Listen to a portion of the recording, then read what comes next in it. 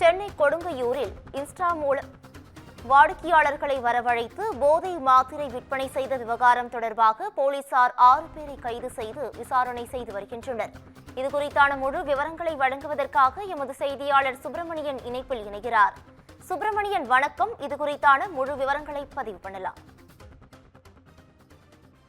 சென்னையில் போதை மாத்திரை விற்பனை தொடர்பாக 6 பேரை போலீசார் கைது செய்திருக்கிறார்கள். போதைப் பொருள் விற்பனை, அதே போல போதை மாத்திரைகள் விற்பனை தொடர்பாக காவல்துறையினர் பல்வேறு கட்ட நடவடிக்கைகளை மேற்கொண்டு வருகிறார்கள். குறிப்பாக சென்னை கொடுங்கையூர் பகுதியில் இன்ஸ்டா மூலமாக வாடிக்கையாளர்களை வரவழைத்து போதை மாத்திரை விற்பனையில் ஈடுபட்ட 6 பேரை போலீசார் கைது செய்திருக்கிறார்கள். சென்னை கொடுங்கையூரைச் சேர்ந்த அரவிந்த் என்ற டோலு தனது வீட்டில் பதுக்கி வைத்திருந்த போதை மாத்திரைகளை போலீசார் பறிமுதல் செய்தார்கள். அதன் பிறகு அவரிடம் விசாரணை நடத்திய போதுதான் அவர் இன்ஸ்டாகிராம் பிரபலம் என்பது தெரிய வந்தது.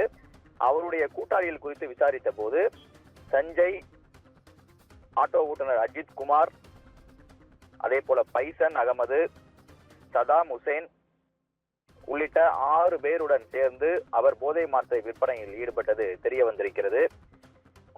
தொடர்ந்து விசாரணை நடத்திய போது பைசன் அகமது என்பவர் தனது சகோதரர் சதாம் ஹுசேன் என்பவரோடு பீகார் மாநிலத்திற்கு சென்று ஓட்டு போட்டிருக்கிறார். அவர் பீகாரை சேர்ந்தவர் என்பது தெரிய வந்திருக்கிறது. அதன் பிறகு பீகாரிலிருந்து இவர் ரயில் மூலமாக சென்னை வரும்போது போதை மாத்திரைகளை வாங்கி வந்து இங்கு இருக்கக்கூடிய இளைஞர்களுக்கு சப்ளை செய்து வந்ததாக கண்டுபிடிக்கப்பட்டிருக்கிறது. இது மட்டுமல்லாமல் இன்ஸ்டா பிரபலமாக இருக்கக்கூடிய டோலு என்பவர் தனது இன்ஸ்டா பக்கத்தில் தனது நண்பர்களுக்கு போதை மாத்திரைகளை விற்பனை செய்திருப்பதும் விசாரணையில் தெரிய வந்திருக்கிறது. 6 பேரையும் போலீசார் கைது செய்திருக்கிறார்கள். இவர்களிடமிருந்து 1166 போதை மாத்திரைகள் பறிமுதல் செய்யப்பட்டிருக்கிறது. இவருடைய கூட்டாளிகள் இன்னும் சிலர் தலைமறைவாக இருப்பதாக காவல்துறையினர் தெரிவிக்கிறார்கள். அதன் அடிப்படையில் அவர்களையும் கைது செய்ய போலீசார் திட்டமிட்டிருக்கிறார்கள்.